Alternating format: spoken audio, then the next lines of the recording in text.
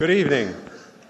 Professor Pat Murphy, and want to welcome everyone to the third Berges lecture for the fall of 2009. Our speaker tonight is Neville Isdell, the former chairman of the board and chief executive officer of the Coca-Cola Company. After 43 years in the Coke system, Mr. Isdell retired this past April and had a seamless transition to his successor. He took the world's largest beverage company to new heights during his tenure as CEO and expanded on the proud legacy of corporate responsibility by embedding sustainability throughout every facet of the organization. We'll hear more about that tonight.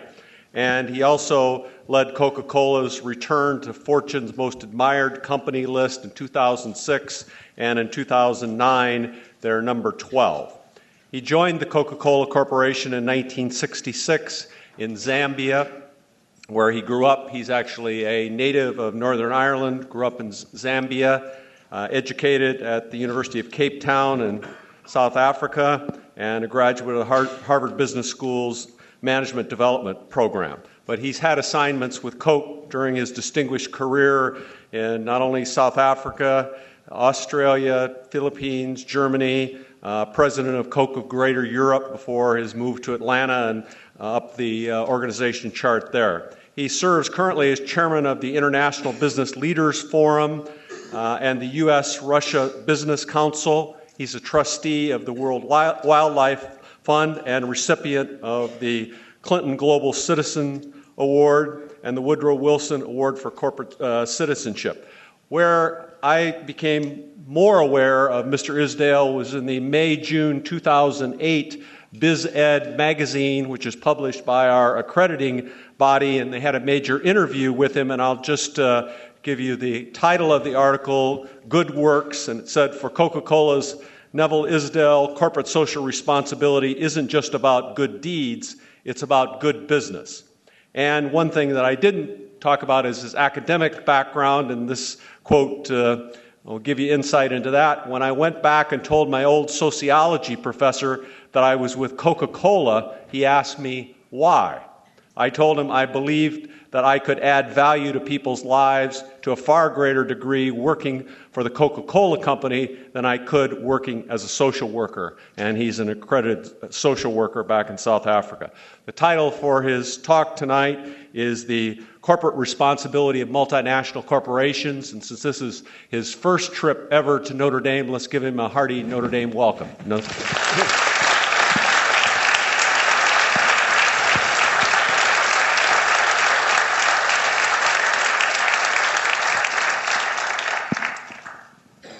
Thank you, Professor Murphy, and thank you all for being here this evening. I'm going to try and do this as originally outlined as more of a lecture than a speech. And what I'm going to try and do is make sure I leave enough time for questions. I hope there will be some. I tend to find that is, in a way, more productive than just speaking for an hour, and the limit is about 30 minutes for people to concentrate, and I'm going to try and keep within that frame. So you've basically heard in terms of the introduction my belief in what I would call the 21st century company, and where corporations, in my view, need to go to reinvent capitalism in the 21st century. And it is something that's gaining traction, but it has got, to some degree, it is controversial. Let me ask you a question. Just up the road in Chicago, there was a guy called Milton Friedman. And Milton Friedman very steadfastly defended the fact that the only role for business was to make a profit, by which it provided jobs and added back to society. He was more articulate than I could ever be on that. But he stuck very, very firmly to that belief. How many of you believe that the only proper goal for a business is to make a profit? Let's just see. Hands up. Don't be frightened. Because then I can engage later on. Okay, we've got, all right. Yep, we got a few. Good. Good, all right. Get that Q&A. I think that is, as you might guess, I think that's an outmoded concept. Because business exists in society, they live in society, and the overall health of society is fundamental to their success. It is not the role of business to redesign society, but it is the role of business to integrate with society in the right and proper way. And it is also very important for businesses to look at where they have an impact on society and where that impact is negative, to do everything they can either to remove the negative issue or at least to ameliorate it. So that connectivity I call connected capitalism. And at one level, it's actually very, very simple. It is that unless we as a business person or running a business, but unless the business that you are in is operating in sustainable communities, is therefore operating in a sustainable society, you do not have a sustainable business, period. I think that's a pretty simple proposition. Then the argument starts being, where do you get involved? Well, let me first of all talk about what makes up a business. Yes, there are the brands. Yes, there's the intellectual, the patents, the capabilities. But at the end of the day, it is the intellectual capital. At the end of the day, it's the people. Every high-performing business will have another statistic that's very, very apparent, and that is engaged, motivated, and committed people.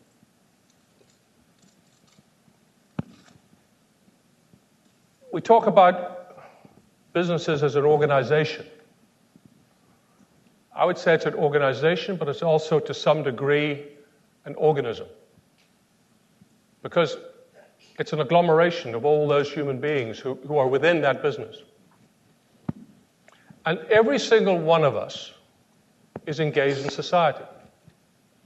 I'm sure every one of us has some sort of societal involvement whereby we add back to society in the hours after business, even in the hours after study. It could be as simple as coaching a football team. It could be something done with the church. It could be something done with an environmental group. But most people live their lives that way. They add some value back. They fundraise for a good cause.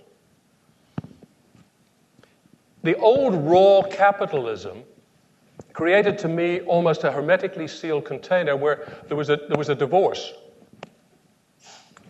from that level of engagement. And what I've discovered over the years is that if you are able to show people that you really do add back to society in your business, the people that walk in the door every morning are not going to throw the switch and disengage and say, well, here's what I got to do to put bread on the table, and then turn the switch back on and say, I'm going to go live in society afterwards. They're going to say, I'm adding meaning. I'm doing something special. And therefore, they're much more engaged in the business, in what they do every day, and it's a simple equation. The business is more successful as a result. Let me start with sustainable communities, because that is really at the very beginning of where you have to look at what you do as a business. So, take the Coca-Cola company. What community is it most engaged in? The community of Atlanta. That's its home. It's very, very simple, very logical.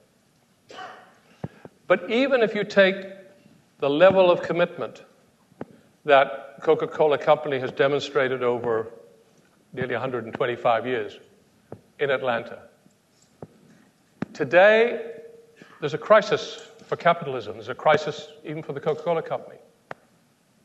Because there are so many voices saying that the economic model that we have at the moment is broken and is not working. And yet, for all that connectivity at that level, our system is under threat. Now, you may say, we don't believe in the system. We don't believe in free markets. Free markets have failed us. The Prime Minister of Great Britain actually said that yesterday, admittedly at a party conference, and he is standing for re-election soon. So he has done what most politicians do. He's gone on a populist theme. But populist themes are thoroughly dangerous when they get traction. And the theme that's out there right now is that business has failed. Everyone is looking who to blame for the crisis. And obviously the bankers are getting the bulk of it. But it's business. The image of business and the negative view of CEOs is even worse now than it was at the time of Enron with Ken Lay. So this massive reset, as Jeff Immelt calls it, of business and the world economy, the blame is coming back on business, but it's coming back on the system. A system, and I won't go into this in any more depth, which has brought hundreds of millions of people out of poverty, which has enriched in a special way, I'm sure, everyone in this room. Maybe it's not as much as they wanted. But if we're going to be able to continue to put the case for free markets and for capitalism, we have to move on to what I call 21st century capitalism. Now, let me take you to a slightly different area. To give you an example, climate change. What role does business have in terms of the whole debate about climate change? Well, I think it's got a fundamental role. But the way that you approach it is the way that I think we need to approach the whole issue of engagement with society on key issues. The shorthand that I use for that is footprint, handprint, blueprint. And again, it's pretty simple. Footprint is the impact that you have on our climate, on our Earth. And that is job one for any business. The company I used to head 4 years ago looked at that and said, well, the most important issue for us is water. Now, I'll return to why that's important in a moment. Because if you take water, it's inherent to the product that Coca-Cola sells. It's absolutely vital that it be there in sufficient quantities and it's in the right quality. And therefore, have to look at the footprint with regard to water, to take one issue, the footprint with regard to water for the Coca-Cola company. 2 years ago at the World Wildlife Fund conference and then at the Greenpeace conference, I said, okay, the Coca-Cola company is going to become water neutral. It's a total commitment that every single drop of water that we use will be put back into nature in one form or the other. And that includes what's in the product. There are three things that you do. It is obviously reducing, which is, to simply put, fixing the leaky taps, more complex than that, but it's reducing. The second is to recycle. And although I'm retired, I checked the other day, it's now 89% compliant. By the end of 2010, every single one of the 1,000 rough approximate factories of Coca-Cola around the world will put all of the water that they use back into nature in a form that supports aquatic life. That means that fish can swim and live in it. So then there's the third piece, because then that covers what the company has, you would say, as the footprint. But then you take the product. And there, the mitigation strategies are different, because obviously that is something that is being consumed. And there you look at rainwater harvesting, you look at reforestation, again with NGOs, I'll come to that again in a minute, with NGOs to give you the validation that you are actually making up for everything that's in the product. And part of that goal was restated actually by my successor at the Clinton Global Initiative just very recently. But then you say, well, that's fine, Coca-Cola. That's what you do, but what about your suppliers? What do they do? Well, that's your handprint. So the next leg of that is to work with the suppliers. You may not know it, but Coca-Cola is the largest juice manufacturer, packaged juice manufacturer in the world. The largest supplier is in Brazil. Very interesting individual whose family owned 23 million orange trees. But we're working with them, and they're converting all of their overhead irrigation to drip irrigation. They are taking 17% of their land along the riverine edges and putting that back into original vegetation to prevent erosion. A whole lot of things that you look at doing the same sort of thing with your supply base. Then finally, there's blueprint. And that's your voice. That's now getting involved in the climate debate, because you can say, look, we are doing everything we can to mitigate in our own business. We are working with our supply chain. Now we need to look at addressing this issue on a broader societal basis. And then, as a business leader, you can legitimately raise your voice. And I'm just going to make a broad statement on this because I could go into more detail. But the problem we have today, and it's part of the world that we live in, is everyone is looking for simple solutions to complex problems. The issue of climate, the issue of obesity, we're not going to go there this evening, but the issue of obesity are all multifactorial and very complex. But everyone is looking for that simple solution. You know, you can tax soft drinks, you know, that's where the problem is. It's not, it's right across. So you need then to enter into that debate, because otherwise the populist voices will do things that are dysfunctional, yes, to your business, there's self-interest, but will do things that are actually dysfunctional to solving the problem. So I mentioned NGOs. Part of this connected capitalism is creating a whole new way of working between what I call the triangle of sustainability.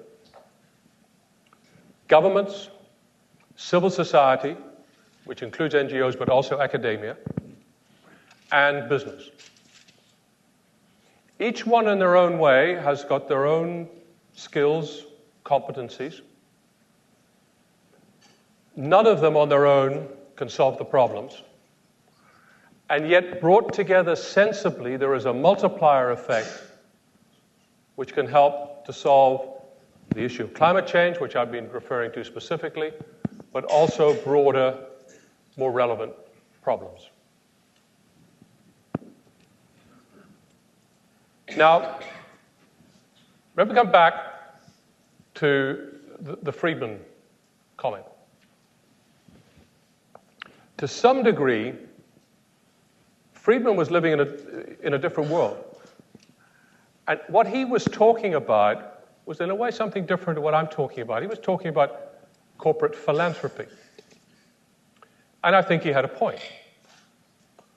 Because by and large, corporate philanthropy, and I'll be a little cheeky here, but corporate philanthropy was the pet project that the CEO or the spouse of the CEO wanted the company to support so that they felt good about what they did personally. And when the CEO changed, the philanthropy changed. I'm talking about the corporate world. Very different for foundations, very different for individuals. I happen to have my own foundation. I do what I want to do philanthropically. That's my right. I'm talking about legitimacy for a business here, as a totally different issue. That is not, in my view, defensible in terms of the use of company funds. So I would agree with Frieden. Unless you're dealing with an issue which is core to strategy for the company as a whole. So now I'll take you back to water. I was able to, and my successor is able to say to any shareholder that the money that we are spending because there's an incremental cost to a degree. To some degree, when you start recycling and reusing, you actually reduce your costs as well. There actually is some payback in some of these activities. But in the aggregate, there's not. In the simple measure that we use. You are able to say, this is core to strategy. This is absolutely fundamental to my business. And therefore, this is money well spent for the shareholders and is to the benefit, not just of society, but to the business as a whole. And I might add, to go back to my earlier point with regard to the organization being an organism, it's great with the employees. The emails, as we launched the whole water strategy, as we talked about what we're doing with climate change, as we launched those initiatives, the emails that I get back from employees are absolutely validating everything that I said to you earlier. They get it. They absolutely get it. They say, this is where we should have been. This is where we need to be. What about this? What about that? It creates a completely different level of engagement. And I've got data, engagement scores, which are done by an independent outfit, and we benchmark with our peer companies and with high-performing companies, which can show just that. The engagement of the employees now has gone from being 9 percentage points below our peers to being up there with high-performing companies. It's not just about sustainability, but that's a key piece of it. So what do we do about human rights?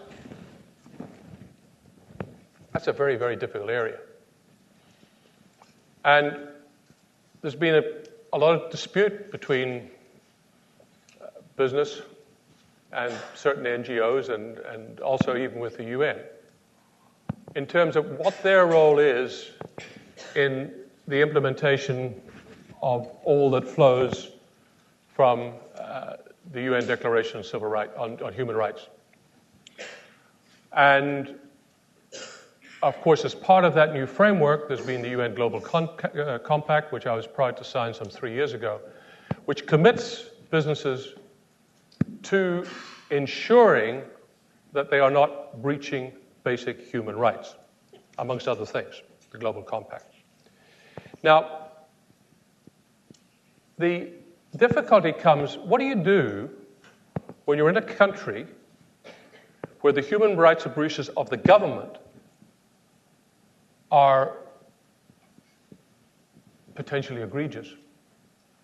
Is it your responsibility as a business to actually call that particular country to task? No, I don't think that's the task. That's been the tension. But it is the business's task to have common standards right across the world to ensure that they are not part of, in that country or society, breaching human rights. And this is, I would say the debate on this is about where the debate on climate change was maybe 10 years ago. And I came across the other day, and I'm going to refer to it,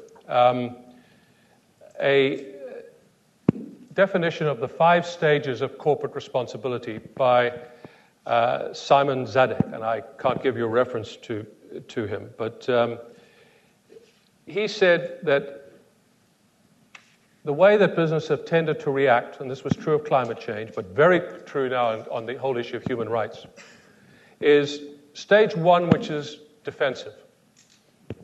He puts it, it's not our job to do that. You've heard that said.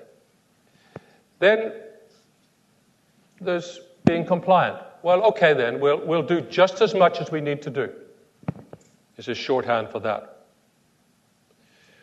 Then there's, well, okay, we need to manage that because this is about the business. He calls it, it's the business stupid. Level number 3. Then there's a realization that came to a lot of the footwear companies, for example, about labor. It was in Vietnam. Nike suffered from that, where they said, you know what?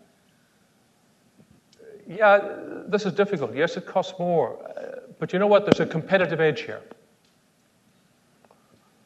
Because if we attend to this, we can stand out to our consumers in a way that gives us an advantage, that gives us competitive edge. And then there's the final stage, which is then saying, you know what? It's actually more important that this become institutionalized throughout the business world as a whole. And he calls that the civil stage. His shorthand is, we need to make sure that everyone does it. We need to make sure that everyone does it. That's what's happened with the climate change debate, largely. That is what is now happening in the whole area of human rights. The division that's made for business against governments is that businesses should respect human rights, but they are not responsible for the implementation of the laws. They're responsible for keeping that common standard. So I've sort of wandered through 3 areas. Climate change is a shorthand for showing you how it works with footprint, handprint, blueprint. Human rights, and again, you can see the footprint, handprint, blueprint, because the civil is you're getting to the blueprint, societal involvement. And putting that under the whole umbrella of connected capitalism, of what we absolutely need to do if we are going to be relevant as business people in this 21st century. And again, my alignment with Friedman is that, yes, it is in our self-interest. Because consumers today, and I'm probably preaching to the choir in terms of people here, because you're all of a different generation. I see a few people, or at least my age group, but you're all of a different generation. But we see more and more that values are a fundamental part of how not just a company is judged, but how a brand is judged. People are looking behind the brand. And they're saying, yes, but what are you really all about? What is your value system? And of course, what happens with bloggers, what can happen on the net with information as well as disinformation makes that particularly pertinent today. And you have to put yourself in a position where you have consumers at least asking the question when the disinformation comes across on a blog about something that egregious that your company is doing. We say, well, that's not the company I know. Because company is seen as having the right value system and the right values. It differs for different companies. Let me rephrase that. It is fundamentally important if your name is the Coca-Cola company, because the name on the bottle is the name on the building. If you are a conglomerate where your brands cannot be identified as quickly with you as a business, then there's a buffer. But let me tell you, it's no protection. None whatsoever. People will get through that. And my proposition is that consumers more and more are going to look at that value equation. And the companies that are going to do well and the companies that are going to survive in this century are going to be those that start looking at their broadest societal impact, that are connected to their communities and societies, that are looking after the key areas where they have a handprint and a footprint, and therefore add back societally at the same time as they legitimately pursue a profit. And only then are we going to be able to get the endorsement, not just of our consumers, but of the politicians, again, of NGOs as we work with them, in order to allow our system to continue and allow individual businesses to flourish. I'm going to end there and throw it open to questions. Thank you very much.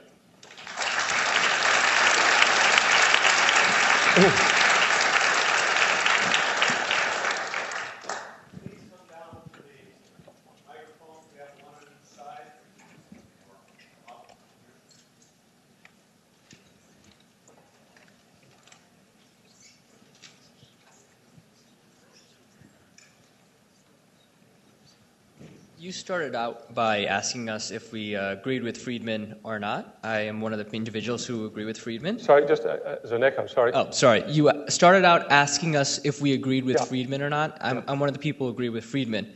And I was wondering if you think that businesses are best placed to allocate resources, or if it's better for businesses to spin out that profit and then empower individuals, such as shareholders, to then invest in doing greater good, sort of things like reinvesting in water and other things like that.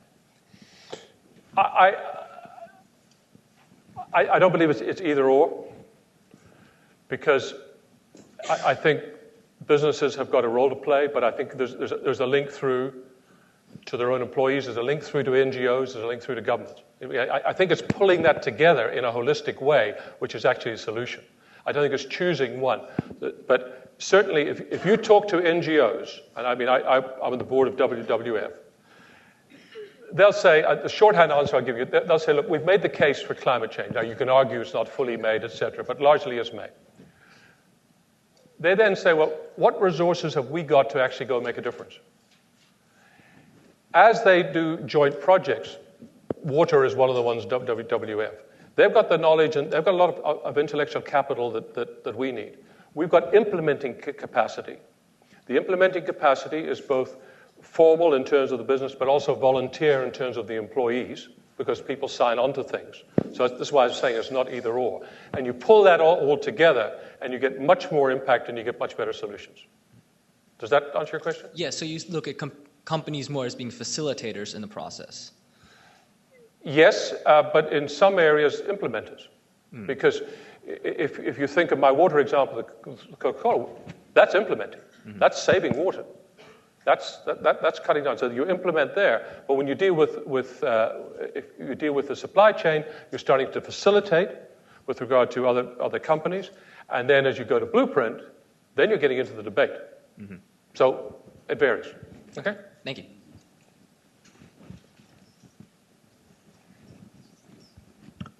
Hi. You said that corporate philanthropy isn't a sustainable model, and that companies should unless the money that they're spending is in line with what their own initiatives are with regards to making profit, it's not really sustainable. My question is that should consumers, or do consumers really care, if a company is spending money on, if they're doing it for selfish reasons or not, if they're doing it for their own profit, even if they are doing it for the greater good, if they are doing it for the community, is there if there's a motive, an ulterior motive for the company and that they're driving their own profits up, should consumers care about that? Would a consumer rather prefer to buy, a product from a company that does it for truly, philanthropic reasons, as opposed to doing it for their own good? But how do you find what that is? Because if you sell in 200 countries around the world, what do consumers want you to spend the money on? And where's the validation for that? You can't find it. You actually can't find an answer to that. Conceptually, you're saying, okay, well, let's see what the consumers want to do and let the consumers spend the money. How do you do that? I challenge you. How do you do that? Sorry, I don't quite understand what you're asking right now. Okay. I'll try and turn it around the other way. The only way that you make a difference is that you work in areas where you've got competence, okay, and areas where you have relevance. And that is, I'm saying that also happens, I'm not saying you do it only because you make money. I'm saying that is where you actually add most value back to society. So there are two sides to that equation. Yes, it's relevant, you can justify it to your shareholders. But by the way, that is where you're going to make the most positive societal impact. We know things about water, that we can solve water, around water. We don't know very much about malaria. Okay? 1 million people die from malaria. Now, we happen to fund some programs for malaria in Africa because we have got a business in Africa and it's a real issue. And I feel passionate about that because I'm a survivor of malaria. So I can talk with some. But for Coke to focus on that, what expertise do they have in the whole issue of malaria? We can do something. Where do we focus? Bed nets. Why? Because we've got a distribution system. We can understand how to get things out. So you leave it then to the philanthropic area, what the Gates Foundation is doing in terms of vaccine research, okay? That's where philanthropy pays. That's where a foundation comes in. And that's where you try and pull these things together, where each plays its own role and then tries to come up with a common solution. Because, again, in malaria, it's a lot, there may well be a vaccine. In fact, I pray there will be. But it's a way out. What do you do in the meantime? So how do you cut this? I mean, some of the areas that we've worked in terms of bed net program, and this is something we don't do alone. We do it with ExxonMobil, Standard Chartered, and actually the Episcopal Church. In 5 years, death rates because of the use of bed nets have gone 50%. So we haven't cured malaria, but boy, we saved some lives. But that then is taking a specific issue which is chronic for a specific society, but it's not a global program. And taking one narrow piece of expertise, distribution, to apply to a problem, rather than a more holistic one over water, where you can say it's right on top of the overall strategy of the company and of a societal need. I hope I've answered your question. It doesn't look like it. No. Thank you. Okay, thanks.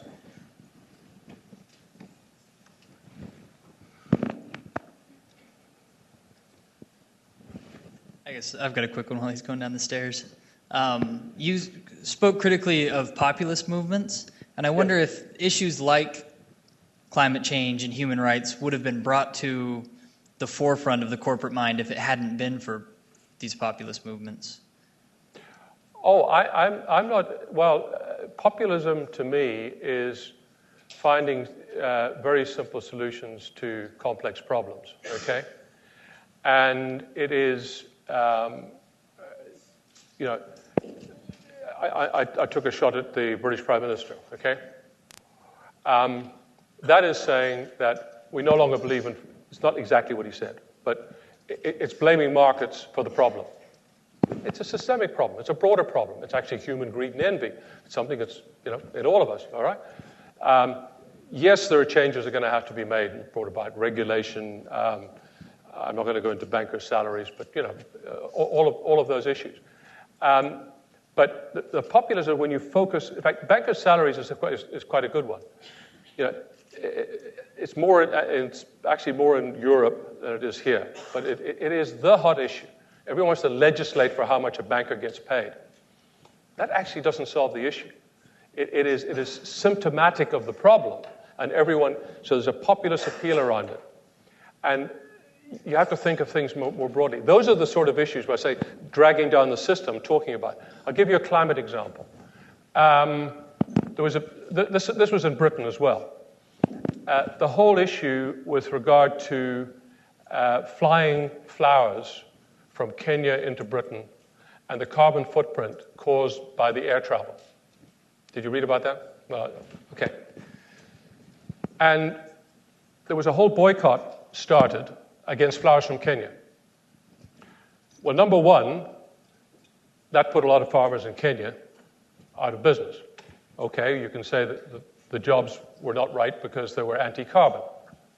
Then someone said, well, where are we getting the flowers from? Well, we're getting them from Holland.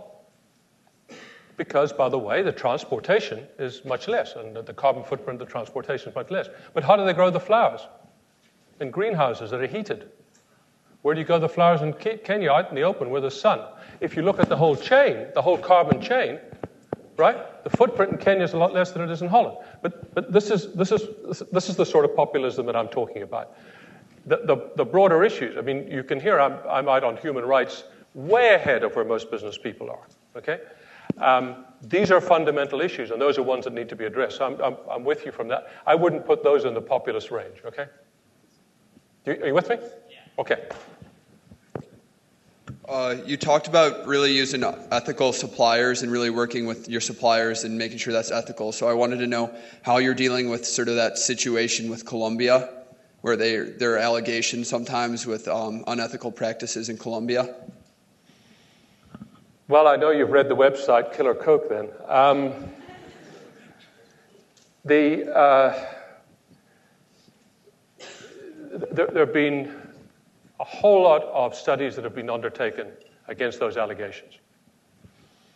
And all rejected basically by the people that have accused Coca-Cola. The courts have thrown out the cases, including a U.S. court, not just Colombian courts. But the final one was that something that's unprecedented. The Coca-Cola company got the ILO, International Labour Organization, to look at the practices of the bottlers and the company in Colombia. And they didn't find anything either. So you are dealing in a country where, sadly, thousands of people and hundreds of them are union activists do get murdered every year. It's a very tough environment. It's a tough neck of the woods.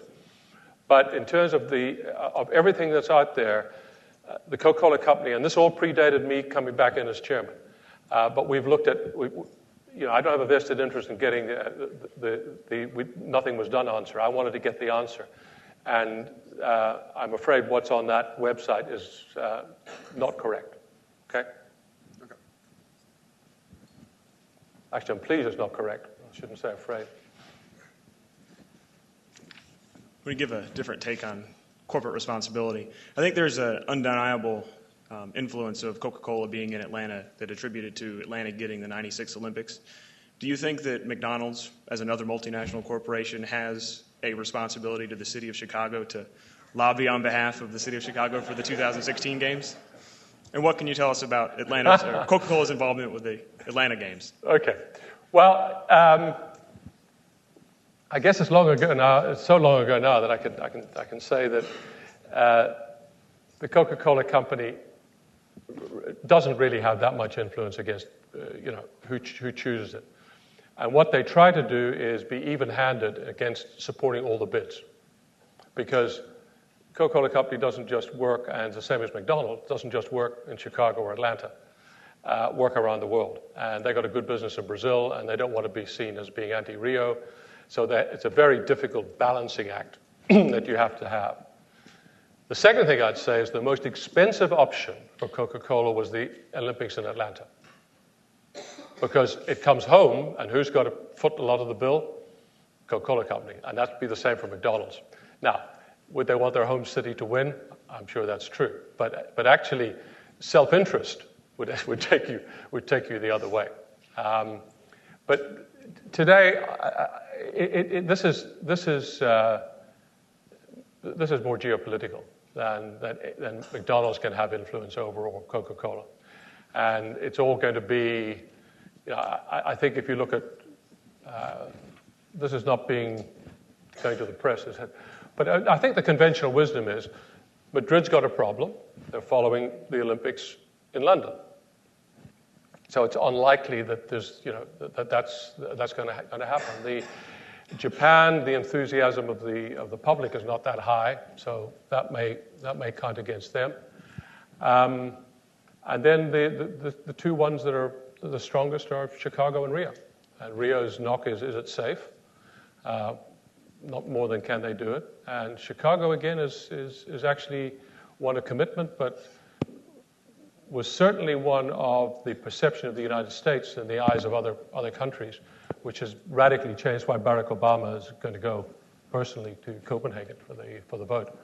And I guess a toss-up, but I don't think it's up to McDonald's, and certainly not up to Coca-Cola. Okay. Hi, first off, thanks for coming. We're honored to have you. Sorry, just repeat that. I just said, first off, thanks for coming. We're honored to have you here. Okay, thank you. My question, I have a super quick one just about terminology and then a follow-up. You use the terms 21st century capitalism and also connected capitalism. Are you using those two interchangeably? Do they represent the same concept? I'm using them connectively. Connectively, okay.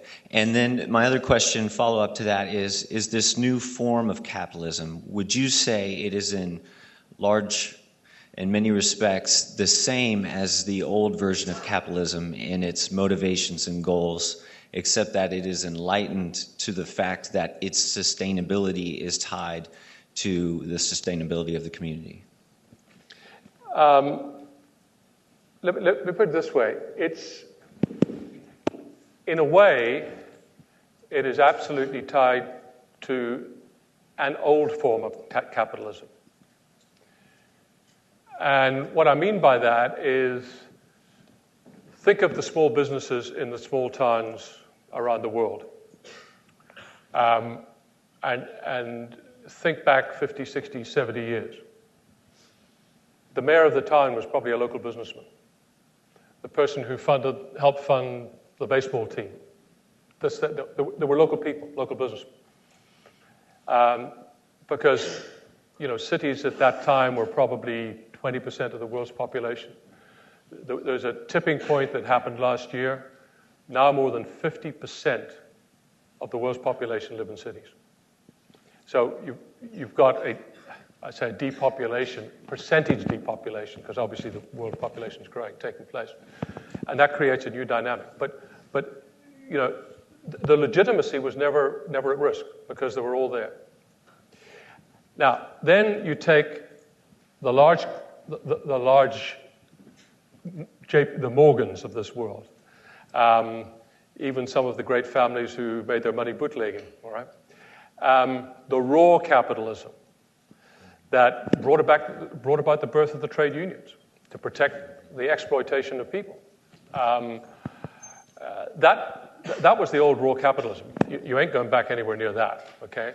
Because there was an evolution that took place. And I think that what I'm talking about is really another form of that evolution to back to societal engagement, but taking it in terms of really being engaged in relevant issues for society as a whole. And not being just I gave you the 5 phases, not just being in the defensive phase, but getting into on the front foot and saying, this is where society's headed. We've got to be there. We've got to help society. Very important to do that. That's why it's new. It's trying to get on the offense. But you cannot get on the offense unless you're looking after the home fires. In other words, that's where I come in with footprint and blueprint. You can't be advocating for a particular solution around a problem with governments and civil society if you're breaching it to what you do every day. You can't do that. So you've got to look after your own knitting first, and then you move forward. There are moving pieces and it's complex, but I hope that frames it. You want to push back? Oh, that's good. I know there are a lot of other people, but thank you. That was great. Okay, thanks. No, I'm happy to take someone and say, I think you're off base and push back at me. So I definitely agree with your connected capitalism concept, but my question is related to small companies or startups in this kind of reinvention of the capitalism in the 21st century. What does that mean for those companies that maybe don't have the capital that Coca-Cola does? And I'm thinking particularly along the lines of energy or environmental, which cost a lot more for a company to sustain. Well, I did say that in a number of these areas, I think you're going to find it in energy in particular, there actually is a payback. Energy efficiency, there's a payback. Very often where there's not a payback is where there is a discontinuity has been put in by government taxes. If you take water, the real issue with regard to water is pricing is wrong. It's almost a free good. It shouldn't be. And where is the most of the water used? Agriculture, irrigation. And that is largely, and the pricing for that is the lowest you could possibly find. So it's wasted. Now, as head of Coke, I could say, well, it's not our problem. We are such a small piece of it. Look at agriculture. And that's what we tend to do. But I'm saying, no, we've got to take our small piece, and we've got to do the right thing. And then we can start pointing the finger and say, by the way, this is the real issue. And that's in the supply chain.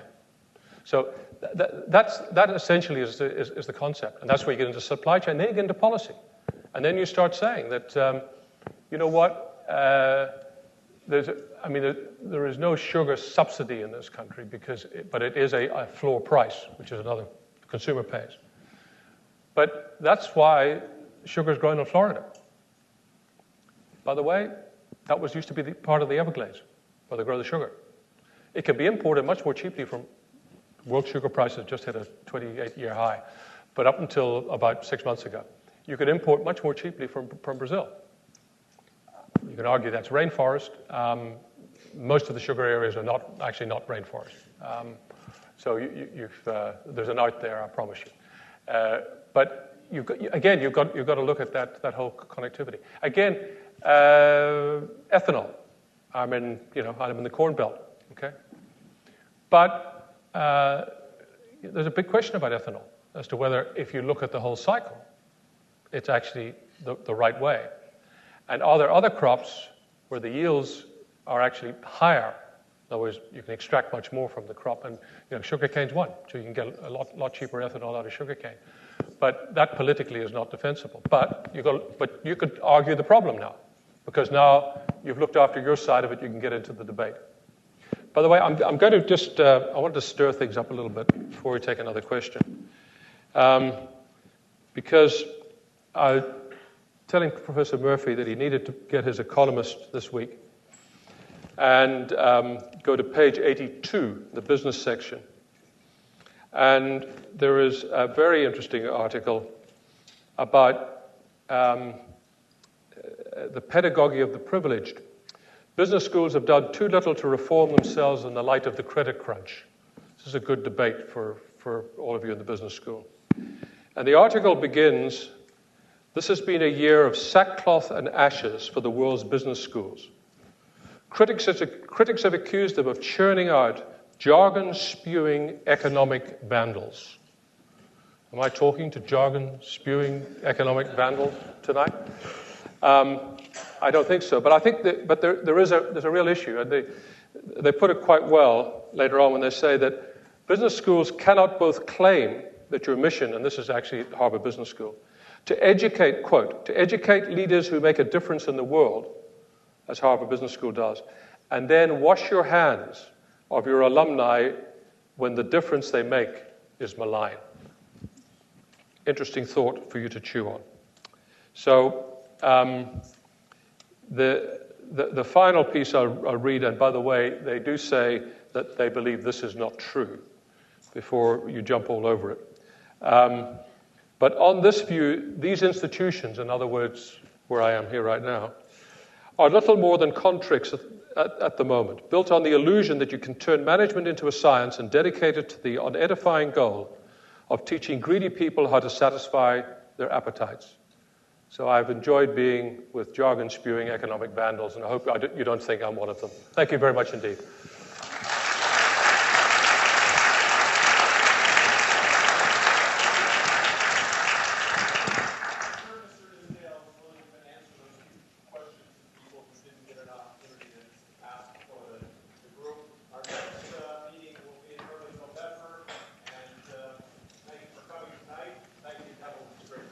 Thank you very much. Thank you.